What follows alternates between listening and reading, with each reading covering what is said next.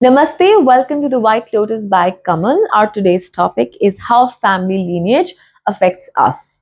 What happens is a thought becomes an action becomes a habit becomes a character, and your character becomes your destiny. तो आपकी जो सोच होती है आपको उस प्रकार से एक्शन लेने पे मजबूर कर देती है और फिर वो जो एक्शन होता है उसका एक कॉन्सिक्वेंस होता है और वो जो कॉन्सिक्वेंस होता है वो एक नए इवेंट का कॉज या कारण बन जाता है जो कि होने वाला है। इसे हम ऐसे समझ सकते हैं कि एक बीज से पेड़ बनता है, पेड़ फल देता है, फल के अंदर और जो बीज होते हैं उससे और बड़ा पेड़ बनता है। इसी तरह पूरी जिंदगी और पूरा यूनिवर्स इंटरकनेक्टेड चेन्स में काम करता है। अब now how our family lineage affects us, तो इसका आंसर हमें मिलता है वेदास और पुराणास में। इनफैक्ट इतिहास is filled with stories that show us how one person's karma's actions can influence the entire lineage for generations। तो ऐसे ही मैंने एक स्टोरी उठाई है और वो स्टोरी है महाभारत से ली गई भीष्म पितामह की story.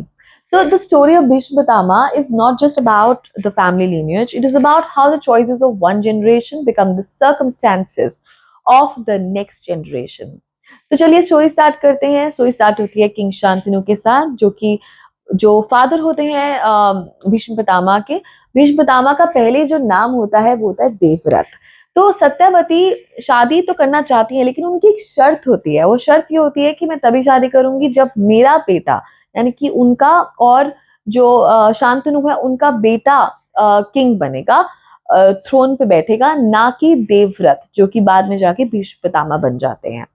So now, to fulfill his father's desire, Devrat not only gave up the throne but also took a vow of a lifelong celibacy। मतलब जो भीष्म पितामह होते हैं देवव्रत यानी कि वो एक वाव ले लेते हैं, वो एक प्लेज लेते हैं, ना ही वो शादी करेंगे, ना ही वो बच्चे करेंगे, ना ही वो थ्रोन पे बैठेंगे। नाउ ऐसे देखने पर तो ऐसा लग रहा है कि भीष्म पितामह ने कितना बड़ा सैक्रिफाइस किया अपने फादर के लिए, बहुत अच्छी बात है।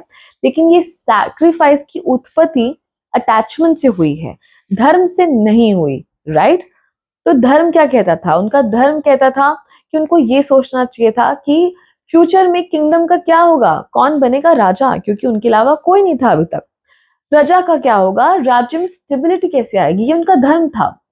बट उन्होंने अटैचमेंट से एक डिसीजन ले लिया। Now look at what happened next. Bhishma never got married, there was no heir, the Kuru lineage became unstable, इतने सक्सेशन में प्रॉब्लम्स आए, आगे चल के भाई भाई में लड़ाई हुई।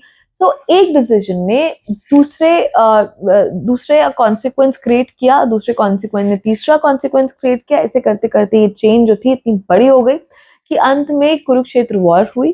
तो जनरेशंस लेटर भी कॉन्फ्लिक्ट कभी खत्म नहीं हुआ and it all culminated into Mahabharata war जिसे हम जानते हैं, कुरुक्षेत्र वॉर। लेकिन फिर सबसे इंपॉर्टेंट सवाल ये है कि ये एक पैटर्न की तरह है, इसे ब्रेक किसने किया? तो इसे ब्रेक किया अर्जुन ने। तो जब अर्जुन बैटलफील्ड में खड़े थे तो वो भी अटैचमेंट में थे, सामने उनके अपने लोग थे, अपना परिवार था। एक तरफ भीष्म पितामह थे जिनकी वो इतनी रिस्पेक्ट करते थे, जितना उनको इतना प्यार करते थे। दूसरी तरफ गुरु द्रोणाचार्य थे जिनसे उन्होंने सब कुछ सीखा था। तो इमोशनली उनका मन कह रहा था I can not fight them, but वो ही ये पैटर्न था जो उनको ब्रेक करना था। तो ये वही पुराना जो पैटर्न था वो एक्टिवेट हो रहा था, which was all about attachment over Dharma, emotion over responsibility. तब कृष्णा ने अर्जुन को भगवत गीता का ज्ञान दिया बैटलफील्ड में। कृष्णा ने उन्हें समझाया कि हर बार जो इमोशनली कंफर्टेबल होता है वो सही नहीं होता और हर बार जो पेनफुल होता है वो गलत भी नहीं होता। कभी कभी धर्म के लिए डिफिकल्ट डिसीजंस लेने पड़ते हैं। तब अर्जुन को समझ आया कि ये वॉर पर्सनल नहीं है, इसके ये है धर्म युद्ध। और धर्म का मतलब सिर्फ रिलीजन नहीं होता, धर्म का मतलब है doing what is right for the larger good even when it is personally painful. दिल पर पत्थर रखकर अर्जुन ने भीष्म को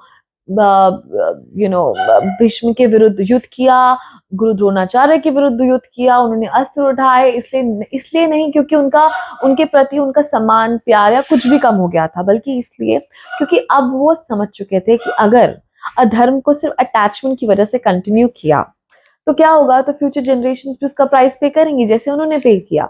तो उस अटैचमेंट से ऊपर उठकर धर्म को चूज किया अर्जुन ने।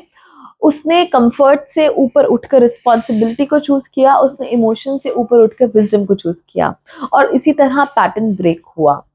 वॉर के बाद युधिष्ठिर की लीडरशिप में एक ऐसा किंगडम एस्टैब्लिश हुआ जो जस्टिस भी जिसमें था, अकाउंटेबिलिटी भी थी, धर्म बेस्ड था, प्रजा को स्टेबिलिटी मिली, गवर्नेंस मिला, सोसाइटी को हील होने का मौका मिला। तो कितना फायदा हुआ जब उन्होंने पैटर्न ब्रेक किया। सो महाभारत का सबसे बड़ा लेसन ये है कि one unconscious decision can create suffering for generations, but one conscious decision can transform generations. और कभी कभी पैटर्न तोड़ने के लिए हमें अपने सबसे बड़े अटैचमेंट के सामने खड़ा होना पड़ता है, क्योंकि अटैचमेंट वही हमें वही बनाए रखती है जो हम होते हैं, लेकिन जो धर्म होता है वो हमें वो बनाता है जो हमें बनना चाहिए। So if you want to work towards breaking a pattern, you can also start with tomorrow there is Somvati Amavasya, which is happening after 30 years. It's a time that can be seen as a day to ask which pattern, belief, fear, or karmic tendency am I carrying from my family lineage that need to end with me. So you can think of that. It's a beautiful time, and Somvati Amavasya is traditionally linked with honoring your ancestors also.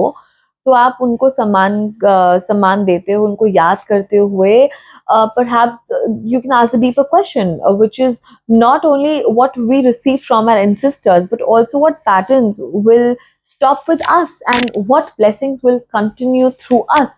So that we have to decide. So tomorrow is a perfect time for it.